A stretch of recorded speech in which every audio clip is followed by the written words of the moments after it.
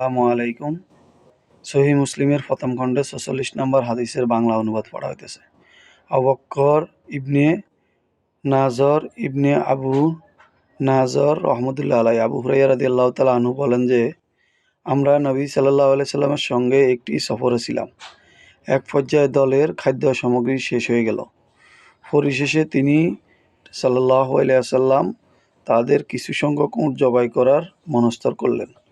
রাবী বলেন যে, এতে ওমর রাদিয়াল্লাহু তাআলা আনহু আরজ করলেন, হে আল্লাহর রাসূল সাল্লাল্লাহু আলাইহি সাল্লাম, আপনি যদি সকলের খাদ্য সামগ্রী একত্রিত করে আল্লাহ তাআলার নিকট দোয়া করতেন তবে উত্তম হইত। রাসূল সাল্লাল্লাহু আলাইহি ওয়াসাল্লাম সেটাই করলেন। যার নিকট গম ছিল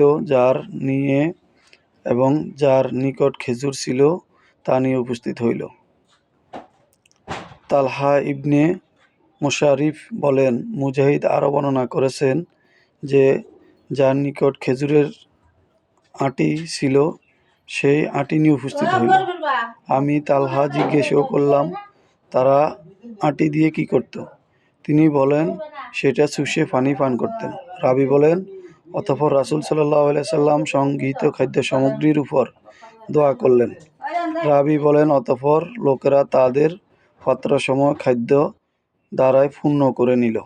রাবী বলেন, তখন রাসূল সাল্লাল্লাহু আলাইহি সাল্লাম, আমিও সাক্ষ্য দিচ্ছি আল্লাহ ব্যতীত প্রকৃত কোনো ইলাহ নেই এবং আমি আল্লাহর রাসূল।